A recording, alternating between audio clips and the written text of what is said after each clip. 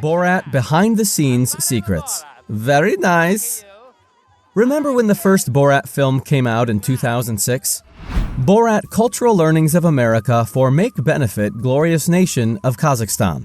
It riled up quite a fair bit of confusion and controversy, and that's exactly what audiences loved about it. It may not have been the most politically correct film per se, but it was arguably funny enough to make up for some of its transgressions. Sacha Baron Cohen's absurdly ridiculous Borat Sagdiyev character was cringe-worthy to an extreme. He was the sexist, anti-Semitic, and outlandish faux-journalist supposedly sent from his beloved motherland of Kazakhstan to travel across America.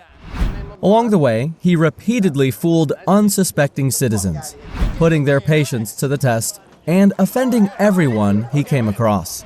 Unlucky citizens across the nation, from New York to LA, got a nauseating dose of his uproarious lampooning as he embarked on an epic quest to see what makes America so great, while falling in love in the process, to one Pamela Denise Anderson.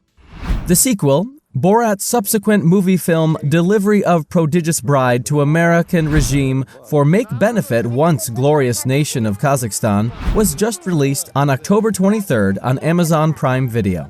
That means it's a good time to take a look at the offensively facetious film that came before it. Sacha's inspiration for Borat came from a Jewish doctor. While he was doing some travel across southern Russia, Cohen came across a doctor in Astrakhan who he thought was absolutely hilarious. In fact, much of what Borat would later become was based upon that physician. Well, sans the anti-Semitism, misogyny, and racism. At first, Sacha developed a character named Alexei Krikler, a reporter from the small landlocked nation of Moldova, that found it very difficult to understand the culture of the UK. Cohen first got some exposure when he showed some clips from his Krikler character attending a British fox hunting rally to producers of 11 O'Clock Show, a satirical late-night British sketch comedy show that ran from 1998 to 2000. They liked what they saw so much that they gave him the opportunity to develop his own show. The Ali G Show premiered in 2000, allowing Cohen to develop characters like Bruno, Ali G, and Borat.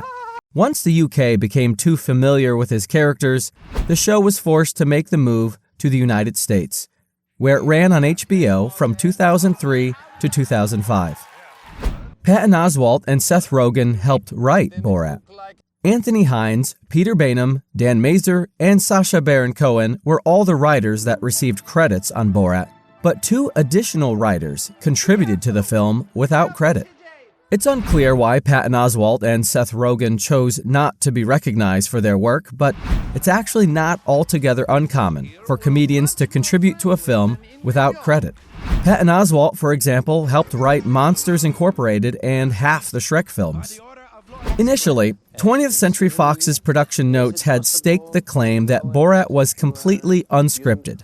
But it's relatively clear that much of it actually was, regardless of the fact that improv played a huge role as well. Sacha Baron Cohen would later admit that 80% of Borat was pre-planned. The writers would all sit down and try to guess how people might react to Borat's antics and shenanigans. What they ended up with was a 60-page outline of what they set out to accomplish. The studio was only ever given a heavy abridged 5-page outline. It's also pretty hard to say that Borat wasn't scripted when the writing team received their Oscar nod for Best Adapted Screenplay later that year. A fake film company was formed and even had a website. One America Productions Incorporated was set up and given a website so that when representatives of the fictional production company would contact people alerting them that a foreign associate was making a film about American culture, they wouldn't be tipped off that it was actually 20th Century Fox. Once the actual interviews and footage were taken, a release form would suddenly be whipped out and financial compensation talks would commence. When Borat was kicked out of an establishment or event like the Veteran Feminists of America in New York, a production team member would inform them that Mr. Borat deserved another chance, as he was a foreigner that was ignorant of American customs and didn't mean any harm. Including Sacha Baron Cohen, Borat starred only 5 actual actors. Lunel Campbell is an actress and comedian who played a prostitute with a heart of gold that eventually got married to Borat later on in the film. In addition to Borat, she also appeared in films like Hotel Transylvania, Taken 2, and American Hustle. She got her start in the 1993 film So I Married an Axe Murderer, and has appeared in TV shows like The Middle and It's Always Sunny in Philadelphia. Ken Davidian landed the part of Azamat by fooling Sacha Baron Cohen and Larry Charles, the film's director, into thinking that he was actually an immigrant who didn't speak any English. In truth, Davidian had been working in film and television since the 1970s. Recently, he guest starred on episodes of Hawaii Five-0, Cobra Kai, and Ray Donovan. Borat's son was played by Adrienne Cortez, a gay porn star who goes by the name Stoney, and Brittany Cox in his films. Finally, Pamela Anderson was also privy to what Borat was up to and agreed to do the film. By the way, if you're enjoying this video so far, make sure you give us a like and subscribe to our channel. And stay tuned to find out how the real-world nation of Kazakhstan responded to Borat. But before we get to that, let's look at one of the scariest moments during Borat's production. Sacha Baron Cohen almost died filming the rodeo scene. Borat absolutely infuriated the folks over at the Salem Civic Center in Virginia, where the rodeo scene was filmed when he butchered the national anthem by swapping out the lyrics for words in praise of Kazakhstan. The crowd was so furious that they were on the verge of getting violent. The cast and crew had to leave in a hurry to avoid getting shot or worse. The producer of the rodeo thought that the crowd was on the brink of rioting and was concerned that the crew would have been killed if they didn't leave when they did. The venue was tricked into allowing Borat to perform in the first place because they had been duped by the whole One America production company thing. The original director, Todd Phillips, quit after the rodeo scene. Todd Phillips is known for films like 2019's Joker, The Hangover Trilogy, Road Trip, and Old School. Up until the incident at the rodeo in Virginia, he was also working on Borat. But after receiving death threats, he left the project and began working on the first Hangover film instead. Borat's Kazakhstan scenes were filmed in Romania. The villagers of Glad, Romania were lied to and told that they were being filmed for a documentary film that was highlighting their struggles. In truth, Sacha Baron Cohen came to their village to make fun of them. Many residents of Glad struggle to get by. They live lives of severe hardship and extreme poverty. So when the film team descended upon their small town only to lie about their intentions, cast them in humorous light at their expense, and depict them as savages, they were absolutely furious. The crew only paid the unsuspecting villagers roughly $5 apiece to appear in the film, which went on to earn $262 million worldwide. When the people of Glad found out the truth, they filed a lawsuit. Kazakhstan was also furious.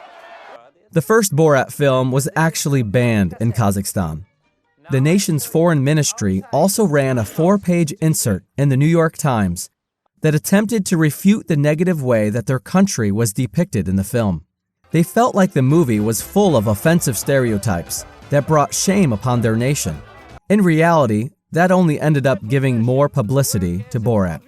When the president of Kazakhstan visited the White House shortly before the release of the film, Sacha Baron Cohen went to the Kazakhstan embassy in character as Borat and held a press briefing where he claimed that the Kazakhstani president had visited America to promote the film and that the claims made in the New York Times were actually propaganda from Uzbekistan. Kazakhstan has since embraced the publicity brought to their country by the film and has adopted the very nice catchphrase for a new tourism campaign. Sacha Baron Cohen spent the whole day in character. He refused to get out of character, even when he was questioned by the Secret Service after showing up at the White House to invite Premier George Bush to a screening of the film. A warrant for Cohen's arrest was issued in New York. The production team had to keep a lawyer on retainer for the entire duration of filming. Cohen was told he must leave the state after he tried to book a hotel room with underpants on over his trousers. 2 of his crew members were also arrested when they took a phone, clock, and comforter out of a hotel room for a scene in the film, Even though they intended to return the items, they ended up spending a night in jail. The bed and breakfast was in Newton, Massachusetts. Even though the establishment didn't offer room service, Borat requested that Miriam and Joseph Behar deliver food directly to Borat's room. Even though the couple was completely duped, they later called the stunts absolutely genius. It's nice to see at least a couple of people were good sports about the pranks. The news producer in Mississippi that was fooled into booking Borat was fired. The station that employed her, WAPT, terminated her contract after getting fooled by the production team. Dharma Arthur penned a letter to Newsweek, stating that it took her many months to find a new job, and that Sacha Baron Cohen had in fact severely damaged her reputation and career. She had to deal with debt during her unemployment that crippled her savings. When Borat was released and Cohen was deemed a comedic genius, she found that designation to be wildly disturbing. 2 fraternity brothers featured in the film sued. 3 Chi Psi frat members at the University of South Carolina were paid to drink at a bar and pick Borat up in an RV. They were told that the film wouldn't air in the United States, but because of its release, they were subjected to humiliation, ridicule, emotional and physical pain and suffering, damaged reputations, and an impeded standing in their community. One of those students ended up leaving the college. The lawsuit never went anywhere. A judge ended up throwing the case out. Can you imagine what it would be like to be duped by Borat? It's difficult to imagine falling for his shtick these days, seeing that his face is plastered on billboards all across the world and all throughout the internet. Anyways, if you haven't seen the film yet, it's currently streaming on Amazon's Prime Video service. Do you think Borat is funny or offensive? Let us know what you think in the comments section below. And make sure you give this video a like, subscribe to our channel, and tap the bell icon to turn on notifications so you can keep up with all of our latest trending videos.